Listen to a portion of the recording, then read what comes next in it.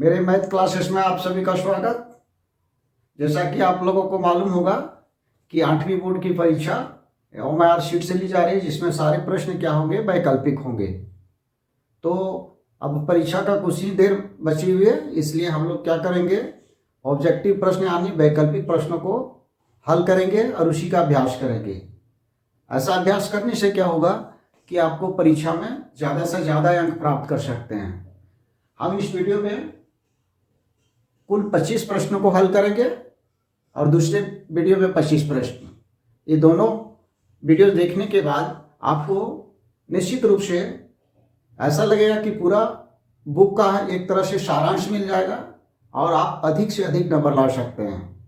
और मॉडल प्रश्न करने का अर्थ ये हुआ कि इसी मॉडल के प्रश्न रहेंगे, हो सके उसमें डिजिट कहीं पर फर्क हो सकता है। ठीक है, तो हमारे इस वीडियो को अवश्य देखें और अपने मार्क्स को बेहतर करें। देखिए, हम लोग पहला प्रश्न देखते हैं। इसमें क्या है, 5 का गुणात्मक प्रतिलोम, ब्रैकेट में लिखा हुआ व्युत्क्रम होगा। ठीक है, तो ये दोनों शब्द गुणात्मक प्रतिलोम लिखा हो चाहे व्युत्क्रम लिखा हो, दोनों का अर्थ एक ही होता है। यहां पर लिखा है 5 का गुणात्मक प्रतिलोम या व्युत्क्रम। तो 5 का निकालने के लिए क्या करेंगे, गुणात्मक प्रतिलोम 1 से भागा दे देंगे। 1 से भागा दे देंगे, भागा दे दिए, जिसका गुणात्मक प्रतिलोम तेरा 5 से भागा दिए, 1/5 आया। ये क्या हुआ, 5 का गुणात्मक प्रतिलोम हो गया। गुणात्मक प्रतिलोम में होता क्या है कि दोनों संख्या का गुणनफल क्या होना चाहिए, 1 होना चाहिए। यानी 5 और 1/5 का गुणा करेंगे तो 1 आ जाएगा। तो ये इसका गुणात्मक प्रतिलोम हुआ और ये इसका गुणात्मक प्रतिलोम हुआ। तो गुणात्मक प्रतिलोम निकालना हो या व्युत्क्रम, क्या करेंगे, जिसका निकालना है उसको 1 लिख देंगे, यानी 1 को भागा देंगे उस संख्या से, तो हमारा निकल जाएगा गुणात्मक प्रतिलोम। तो यहाँ पर क्या होगा, 1/5 यानी डी आंसर हो जाएगा। आपको OMR शीट में क्या करना है, कलर करना है। ABCD 4 वैकल्पिक ऑप्शन में यानी दिया हुआ रहेगा। दूसरा में चलिए, 2 परिमेय संख्याओं के बीच कितनी परिमेय संख्या होगी, ये आप लोग जान चुके हैं, प्रश्न में हल कर चुके हैं कि 2 परिमेय संख्याओं के बीच 10 निकालिए, 20 संख्या प्राप्त कीजिए। यानी क्या है कि इसके बीच अनंत परिमेय संख्या होती है। तो इसका आंसर क्या होगा, ये डी हो जाएगा। तीसरा प्रश्न, गुणनफल 1 प्राप्त करने के लिए 9/23 को किससे गुणा करना पड़ेगा। 9/23 को किससे गुणा करना पड़ेगा, 9/23 को किससे गुणा करेंगे कि 1 आ जाएगा। तो निश्चित रूप से ये 23 रहेगा, यहाँ 23 कटेगा, नीचे 9 रहेगा, 9 कटेगा, यानी कितना गुणा करना पड़ेगा, 23/9 से, तब 1 आएगा ना। यानी ये भी गुणात्मक प्रतिलोम या व्युत्क्रम पर आधारित है। ये इसका आंसर हो गया 23/9। 3/5 का व्युत्क्रम अभी बताया कि 1 को भागा लगाएंगे जो संख्या है उससे, 1 से भागा लगाएंगे, 1 भागा ऐसे करेंगे 3/5। ठीक है, अब गुना इसका बराबर लिखेंगे, 1 गुने ये उलट जाएगा 5/3, यानी 5/1 5/3, 3/5 का गुणात्मक प्रतिलोम कितना हुआ, 5/3। ये व्युत्क्रम या गुणात्मक प्रतिलोम कुछ भी लिखा हुआ हो सकता है। तो देखेंगे 5/3 कहाँ है, 5/3 ए ऑप्शन में। ठीक है, यहाँ पर 5वां प्रश्न देखते हैं 2/3 का समतुल्य परिमेय संख्या। समतुल्य परिमेय संख्या भी हम लोग पाठ के दौरान सीख चुके हैं। यानी जितना ऑप्शन दिया हुआ है उसमें किसका मान 2/3 के बराबर होगा। अंश हर अलग हो सकता है ना। तो उसको हम संक्षिप्त रूप में लिखेंगे, 1/2 संक्षिप्त रूप में है, लेकिन ये बराबर नहीं है। 4/6, 4/6 का हम हल करके देखते हैं। 2 दूना 4, 2 तिया 6, यानी 2/3 हमको मिल गया 2/3 के बराबर, यानी 4/6 क्या है आपका 2/3 का समतुल्य भिन्न है। मान बिल्कुल इक्वल होना चाहिए, अंश हर में संख्या अलग हो सकती है, यही समतुल्य भिन्न। ठीक है, फिर यहाँ 4.5 का वर्ग होगा, यानी स्क्वायर निकालना। तो दशमलव, पहले दशमलव पर विचार नहीं करते हैं, 45 का स्क्वायर निकालेंगे। ठीक है, तो यहाँ हर एक जगह 20-25 20-25 20-25 है, यानी 45 का स्क्वायर तो 20 25 हमको यहाँ पर मालूम हो गया। ठीक है, यहाँ पर दशमलव के बाद देखिए एक अंक है, तो वर्ग में दशमलव के बाद 2 अंक होना चाहिए। दशमलव के बाद 2 अंक कहाँ है? यहाँ है। यहाँ पर एक ही अंक है, यहाँ 4 अंक है, यहाँ 3 अंक है। यानी क्या हो गया, हमको उत्तर बनाने की जरूरत नहीं है, सीधा सीधे ऑप्शन मेरा ये सही हो गया। दशमलव के बाद 2 अंक वाला केवल एक ही है। ठीक है, तो ऑप्शन से भी चेक करेंगे, हर एक प्रश्न को हल करना जरूरी नहीं। फिर 7 नंबर में आइए, -225 इनमें से किसके बराबर नहीं है। तो अभी तक हम लोग किसी भी ऋणात्मक मान वाले का वर्गमूल नहीं निकाले हैं, इसका यानी वर्गमूल नहीं निकलेगा। ठीक है, पूर्ण संख्या में। तो यहां पर देखिए 225 को -225 को 1 गुना -225 लिख सकते हैं, यानी यही है, यानी ये सही है। ठीक है, फिर इसमें आते हैं, जब 2 गुना के रूप में हो तो दोनों का वर्गमूल क्या है, अलग अलग साइन अलग कर सकते हैं, यहाँ अलग किया हुआ है, यानी ये भी राइट है। अब आ जाइए, यहाँ पर देखिए वर्गमूल का साइन हट चुका है, यानी इसका वर्गमूल निकल चुका है, जबकि ऋणात्मक संख्या का क्या है, हम लोग वर्गमूल अभी तक नहीं सीखेंगे, निकाल सकते हैं, है ना, आगे पढ़ेंगे इसके विषय में।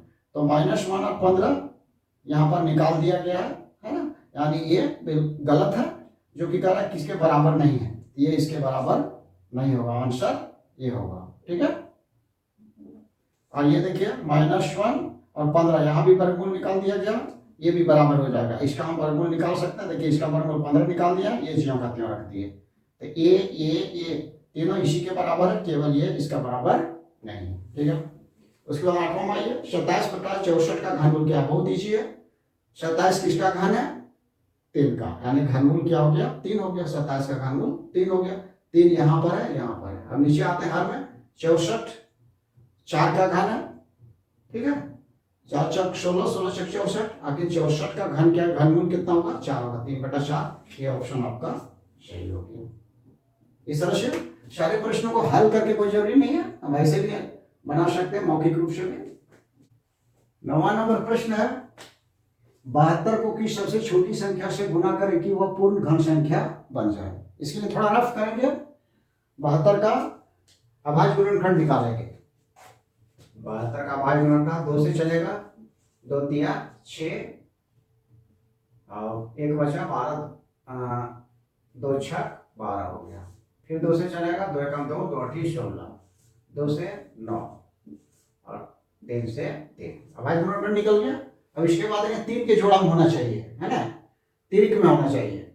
1 2 3 ये है, और 2 ठो 3 है, 1 3 अगर यदि गुना कर देंगे तो क्या हो जाएगा, पूर्ण घन हो जाएगा, यानी 1 3 जो है हमको गुना करना पड़ेगा ना, तो इसका ऑप्शन क्या हो जाएगा, 3। ठीक है, बहुत ईजी है। 10वां नंबर प्रश्न देखने में बड़ा है लेकिन बिल्कुल छोटा है।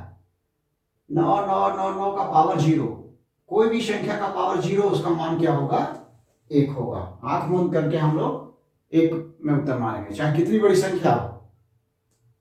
अब फिर उसी तरह 11 नंबर, 3 का पावर 0, तभी बताया कि कोई भी संख्या का पावर 0 होगा तो 1 मान होगा, तो 1 हो गया, तो 1 गुने 1 1 हो गया, और 5 के पावर 1 माना 5, तो 5 एकम 5, अरे आंसर ये हो गया। ठीक है, 12 नंबर प्रश्न है, 128 इनमें से किसके बराबर है, यानी 2 के पावर में 2 के पावर में 2 के पावर में 2 के पावर में। तो क्या करेंगे, 128 को हम इसके लिए अभाज्य गुणनखंड निकाल देंगे, आसानी से हमको पता चल जाएगा, कंफ्यूजन दूर हो जाएगा। 2 से लेंगे, 2 छक 12, 2 चौक 8, 2 तिया 6, 2 दूना 4, 2 एकम 2, 1 बजा 2 छक 12, 2 अठी 16, 2 चौक 8, 2 दूना 4, गिन लेंगे, 1 2 3 4 5 6 7, 2 के पावर 7, हमें बी आपका आंसर हो गया। फिर 2 के पावर 2 गुने 5 के पावर 2 बराबर है। जब पावर दोनों का सेम रहे तो ये जो बेस है, आधार, उसको हम गुना को मिला सकते हैं, यानी ऐसे लिख सकते हैं, 2 गुने 5 का पावर 2, ऐसा लिख सकते हैं। लेकिन इसके लिए शर्त है कि पावर दोनों का सेम होना चाहिए। यहाँ पर पावर क्या है, 2 और 2 सेम है। ठीक है, तो क्या हो जाएगा, 2 10, 10 का पावर 2 यानी 100। ये हल करेंगे। अब यहाँ ऑप्शन पर ध्यान देते हैं कि 100 के बराबर कौन है, चाहिए पहला में 10 के पावर 2, देखिए ये आ चुका है, यानी ये सही है। बी 100, ये भी सही है। डी सी में देखिए ऐसा ही लिख दिया है, यानी ये तीनों ऑप्शन में दिया हुआ है यहाँ, लेकिन लास्ट में लिखा हुआ है इनमें से सभी, यानी ये तीनों सही है। ठीक है, यानी डी आपका हो गया, ये तीनों उत्तर सही है। सबका मान क्या है, 100 के बराबर है। ठीक है, ये हल हो गया।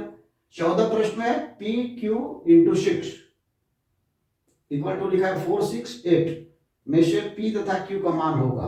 तो ऐसे ऑप्शन में ऑप्शन से ही चेक करेंगे, ये पी का मान है और ये क्या है, क्यू का मान है। पी क्यू का मान दे देंगे, यानी पी के जगह 7 3 दे देंगे, 7 3 गुणे 6, चेक करेंगे 7 3 गुणे 6 से गुना कर देंगे, 6 दिया 18 में 1 और ये बच गया 7 6 42 1 43, 438 नहीं आ रहा, यानी ये उत्तर हमारा नहीं होगा। अब इसमें आते हैं बी नंबर में 7 8, तो 7 8 लिखेंगे, 7 8 गुणे कितना 6 से गुना करेंगे, 6 48 के 8 हाथ में 4 बचा, 6 7 42 और 4 46। देखिए सेकेंड ऑप्शन में 468 आ गया, यानी सेकेंड हमारा ये आंसर हो गया। तो ऐसे प्रश्नों को ऑप्शन से ही हम चेक करेंगे, है ना। ठीक है, 15 नंबर प्रश्न में है 20 x² y भागा 5x y, इसी बात है ना, थोड़ा सा रफ कर लेंगे। 20 x² x गुने x लिख सकते हैं x² को, और y गुने y बटा कितना 5 गुने x गुने y, इतना भाग देना, x x cancel, y y cancel, 5 चौका 20, क्या बचा 4 और x, 4x आंसर हो गया। उसके बाद है x प्लस वाई का होल स्क्वायर माइनस 4xy को सरल करने पर प्राप्त होगा। यहाँ पर ऑप्शन देखना है, सरल करते हैं इसको पहले। x प्लस वाई का होल स्क्वायर है माइनस 4xy, ठीक है, बराबर लिखेंगे a प्लस बी का होल स्क्वायर माने X square plus 2xy plus Y square minus 4xy। ठीक है, उसके बाद क्या हल कर सकते हैं, x², ये दोनों क्या होगा, घट जाएगा, 4 में से 2 तो माइनस 2xy क्या हो जाएगा, प्लस y² माइनस 2xy। ठीक है, ये आ गया। अब ये जो है, अब यहाँ ऑप्शन पर ध्यान दीजिएगा, थोड़ा सा क्वेश्चन को ट्विस्ट किया गया है। इस सेकंड में हमारा स्टेप आया, देखिए ए स्टेप ऑप्शन में है, ये वाला, यानी ये राइट है। ठीक है, फिर सेकंड में देखिए, ये सेकंड स्टेप में हम गए, ये भी हमारा ऑप्शन में है, यानी ये भी राइट है। ठीक है, तो और ये देखिए x माइनस वाई का ये होल स्क्वायर है, x² minus 2xy plus y², इसको कह सकते हैं कि x माइनस वाई का ये होल स्क्वायर है। और थर्ड ऑप्शन में ये भी दिया हुआ है, यानी ये तीनों राइट है, तो आंसर क्या होगा, इनमें से सभी। ठीक है, तो ये आंसर हमारा होगा, डी हमारा आंसर हो गया, क्योंकि हम चेक किए हमारा तीनों ही सही है। अब 17 नंबर पर आते हैं, x का पावर 4 माइनस 81 का गुणनखंड। आप लोग प्रश्न में बना चुके हैं, एक्सरसाइज में भी ये क्वेश्चन है, थोड़ा सा हल करके देख लेते हैं। इस तरह का x के पावर 4 है माइनस 81, इस ऐसे क्वेश्चन को क्या a² माइनस b² के फॉर्म में लाएंगे। हम इसको ऐसे लिख सकते हैं, x² का स्क्वायर माइनस 81, 9 का वर्ग है, इसको ले सकते हैं 9 का स्क्वायर। ठीक है, अब हमारा आ गया a² माइनस b², फॉर्मूला क्या है, a² माइनस b² बराबर a plus b into a minus b है ना। तो a के जगह पर x² हम बराबर लिख सकते हैं इसको a प्लस b, हो गया। और क्या लिख सकते हैं, a माइनस b, अब हमारा हो गया। लेकिन यहाँ पर फिर हमारा ये गुणनखंड इसका हो सकता है, क्योंकि a² माइनस b² के फॉर्म में भी ये है, बराबर लिखेंगे x² प्लस 9 इंटू, इसको लिख सकते हैं 3 का स्क्वायर। ठीक है, ऐसा लिख सकते हैं x² माइनस 3 का स्क्वायर। एक स्टेप और जाते हैं, 9, ये हो गया x प्लस 3 और x माइनस 3। अब देखते हैं इस तरह का किसमें है। इसमें भरमाने की बिल्कुल जरूरत नहीं, ये ऑप्शन देखिए यहाँ पर बी, नंबर ही केवल है इस तरह का, ठीक है। ये आपका बी नंबर आंसर, ठीक है। इसको हल कर लेंगे। 18 नंबर प्रश्न में है x प्लस 3 बराबर 10 में से x का मान होगा, यानी x का कितना मान होगा कि यहाँ बराबर 10 हो जाए। इसको चेक कर लेंगे इस प्रश्न को। पहले ऑप्शन में 13, x की जगह 13 रखेंगे तो क्या हो जाएगा, 13 3 16। ये क्या है, मान संतुष्ट नहीं हो रहा है तो ये उत्तर नहीं होगा। x का मान 7 देंगे, 7 जोड़ 3 10 आ गया, तो क्या होगा, बी हमारा आंसर हो गया। अब 19 नंबर में एक संख्या को 3 से गुना कर 5 घटाने पर 28 प्राप्त होता है, इसे एक समीकरण द्वारा दर्शाएं। अगर वह संख्या x है, एक संख्या का x है, जैसे जैसे कह रहा वैसे करेंगे।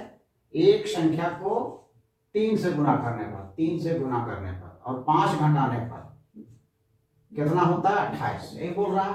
तो इसको 3 से करेंगे तो 3x माइनस 5 बराबर 28, ये समीकरण हो गया। ऑप्शन में चेक करते हैं कि नहीं ऐसा। 3x माइनस 5 बराबर 28, सॉरी 28 यहाँ पर है, 38 लिखा गया, 28। तो ये आपका सी आंसर हो गया। 20 नंबर में 300 केजी आलू में से 10% आलू सड़ गया, जिसे हटा दिया गया, कितना आलू बचा, ठीक है। तो 10% देखते हैं, 300 का 10% निकालें, कितना सड़ा, 300 का 10%, मतलब 10 पर 10 बटा 100, 1 0 1 0 पर 1 0, मैंने 30 केजी जो है सो सड़ गया, 30 केजी सड़ गया। तो 300 में क्या है, 30 केजी घटा देंगे, 0 0 10 में 3 गया 7, यहाँ 2 बचा, 270 केजी क्या हमारा बचा हुआ है, तो बी आंसर हो गया। 21 नंबर प्रश्न में है एक दर्जन केले का मूल्य 60 रुपये है, तो 360 रुपया में कितना केले मिलेगी, ठीक है। तो हमको ये मालूम हो गया 60 रुपया 12 मिल रहा है ना। तो हमको पीस में यहाँ बताना, तो हम लिखेंगे 60 रुपया में 12 पीस मिल रहा है, 1 रुपया में 12 बटा 60, इसलिए हमको 360 रुपया में एक नियम का इस्तेमाल करेंगे, 12 बटा 60 गुणे 360, 0 0 कट गया, 6 6 36, 12 6 72, मैंने 72 पीस मिलेगा, आंसर होगा बी। अब 22 नंबर में प्रश्न थोड़ा लंबा है, समझना पड़ेगा। कोई गाड़ी 60 किलोमीटर प्रति घंटा की चाल से चलकर गंतव्य स्थान पर पहुंचने में 2 घंटे लेती है, 2 घंटा में, ठीक है। वही गाड़ी 80 किलोमीटर घंटा की चाल से चलने पर उसी गंतव्य स्थान पर पहुंचने में कितना समय लेगी, है ना। ये जितना पता चल गया कि ज्यादा रफ्तार से गाड़ी चलेगी, समय कम लगेगा हमको, यानी 2 घंटा लग रहा है तो 2 घंटा से कम जरूर लगेगा, है ना, इतना मालूम है, ठीक है। लेकिन हम निकालेंगे, पहले हमको दूरी नहीं मालूम है ना, तो दूरी निकालेंगे। दूरी बराबर क्या होता है, चाल गुने समय। कितना चल रहा है चाल, 60 किलोमीटर के रफ्तार से चल रहा है, और समय 2 घंटा, मैंने 120 किलोमीटर दूरी हो गया, ठीक है। अब यहाँ पर हमको समय निकालना है, लेकिन चाल यहाँ पर कितना, 80। अब निकालेंगे समय बराबर क्या हो जाएगा, दूरी बटा चाल। दूरी मेरे पास 120 निकल चुका है और चाल हमारा 80 है, ठीक है। 0 0 कट गया, 4 दूना 8, 4 तिया 12, यानी 3 बटा 2 घंटा हुआ, ठीक है। भागा देंगे इसको, इस तरह 2 से भागा दीजिए, 3 2 1 2, ये हो गया। इसको लिख सकते हैं 1.1 बटा 2 घंटा, ठीक है। 1.1 बटा 2 घंटा यानी 1 घंटा 30 मिनट, 1 घंटा 30 मिनट आपका पहला ऑप्शन है, सही हो गया। इस तरह से बना लेंगे, ऐसे प्रश्न को थोड़ा सा रफ करेंगे। 23 नंबर के प्रश्न में है चतुर्भुज के अंतों कर्णों का योग होता है, ये जानते हैं, वो तो सीधे लिखेंगे 360 डिग्री। थोड़ा सा समझ लें, चतुर्भुज हम त्रिभुज में जानते हैं अंत कोणों का योग 180 डिग्री होता है। कोई भी चतुर्भुज लेंगे तो इससे 2 त्रिभुज बनेगा, मैंने 180 और 180 360, ऐसे भी कर सकते हैं, पंचभुज, षष्ठभुज में सब में त्रिभुज के रूप में बांट करके हम लोग अंतःकोणों का योग निकाल सकते हैं। ठीक है, उसके बाद इसमें है एक समबाहुभुज में प्रत्येक अंतस्थ कोण बहिष्ठ कोण की 4 गुनी है। बहुभुज की भुजाओं की संख्या है। पहले ये बात समझ लें कि समबाहुभुज जिसमें होती है उसमें प्रत्येक अंतःकोण समान होता है और बहिष्ठ कोण भी समान होता है। तो कह रहा है प्रत्येक अंतस्थ कोण बहिष्ठ कोण का 4 गुना है। हमको मालूम है बहिष्ठ कोण का कुल योग कितना होता है 360 डिग्री, यानी 360 को अगर 4 से गुना कर देंगे तो हमें कुल अंतःकोण हमको मिल जाएगा। ठीक है, तो वही पहला काम करेंगे, 360 को 4 से गुना कर दिए। ठीक है, 4 से गुना कीजिए, 4 0 0 4 6 24 के 4 हाथ में 2 4 3 12 2 14, मैंने कुल अंतःकोण हमको मिल गया। ठीक है, अब भुजाओं की संख्या निकालना है। भुजाओं की संख्या क्या है 2n-4 गुने 90 डिग्री बराबर 1440, ऐसा निकालते हैं। तो 2n-4 बराबर 1440 बटा 90 कर दीजिए। ठीक है, कैंसिल कर दीजिए इसको। 3 तिया 9 3 चौका 12 2 3 8 24, 3 से 16 3 48, 16 आ गया, यानी 2n-4 बराबर 16, 2n बराबर 16, यहाँ पर माइनस इधर आकर के प्लस, तो 2n बराबर कितना हो गया 20, तो n बराबर हो गया 20 बटा 2 यानी 10। टोटल भुजा कितना हो गया समबाहुभुज का 10। इस तरह से निकाल लेंगे। उसके बाद है 25वां प्रश्न, दिए गए समांतर चतुर्भुज में x का मान क्या होगा। तो समांतर चतुर्भुज में समूह कोण समान होते हैं, यानी ये क्या हो जाएगा 85 डिग्री, ये सामने वाला। और यहाँ से यहाँ हम लोग जानते हैं दो आसन कोण यदि एक रेखा पर पड़े हो तो दोनों का योग 180 डिग्री। तो 180 में क्या करेंगे 85 घटा देंगे, 180 में 85 घटा देंगे, 10 में 5 गया 5, यहाँ बच गया 7, 17 में 8 9, यानी 95 डिग्री। ये कितना हो गया बी बराबर 95 डिग्री। इस तरह से इस वीडियो में 25 प्रश्न तक हम लोग हल देख चुके हैं। नेक्स्ट वीडियो भी अवश्य देखेंगे। नेक्स्ट वीडियो में 26 नंबर से हम बताएंगे और आपके परीक्षा के लिए बहुत ही फ्रूटफुल होगा। ठीक है, धन्यवाद।